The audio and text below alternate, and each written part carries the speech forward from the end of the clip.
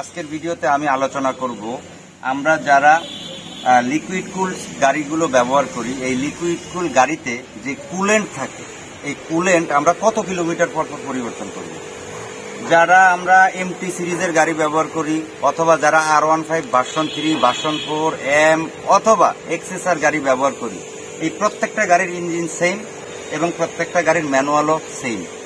এখানে আমি এই ম্যানুয়াল বই ঘেটে যেটা দেখলাম সেটা হচ্ছে কোম্পানি আমাদেরকে বলেছে প্রত্যেক 2 বছর পর পর আপনাকে এই কুলেন্টটা চেঞ্জ করতে হবে। কত বছর?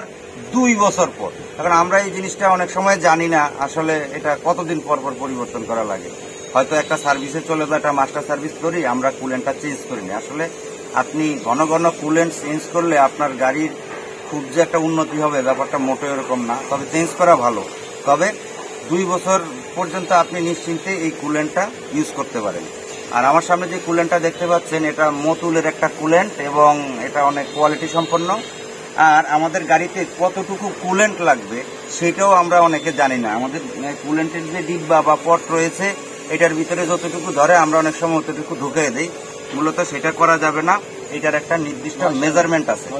এটা 350 থেকে 500 ml এর ভিতরে। আমি আপনাদেরকে স্ক্রিনে এখন দিয়ে দিচ্ছি, নিশ্চয়ই আপনারা স্ক্রিনে দেখতে পাচ্ছেন এটা আসলে কতটুকু কুলেন্ট লাগতেছে। তো সর্বোচ্চ হচ্ছে 1/2 লিটার, মানে সর্বোচ্চ কুলেন্টের ম্যাক্সিমাম হচ্ছে 1/2 লিটার। তো আমি স্ক্রিনেও বিষয়টা দিয়ে দিতেছি, আশা করি আপনারা সেটা দেখে নেবেন। এবং এই কুলেন্ট যদি আপনি সঠিক সময়ে পরিবর্তন করেন তাহলে আপনার ইঞ্জিনটা কুল থাকবে। এর বাইরে এর আর কোনো কাজ নাই, ইঞ্জিনকে ঠান্ডা রাখাই হচ্ছে কুলেন্টের কাজ।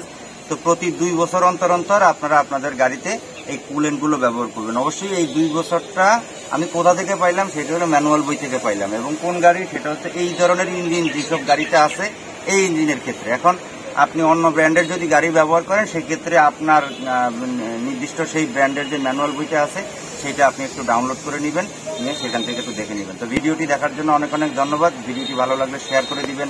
ধন্যবাদ সবাইকে।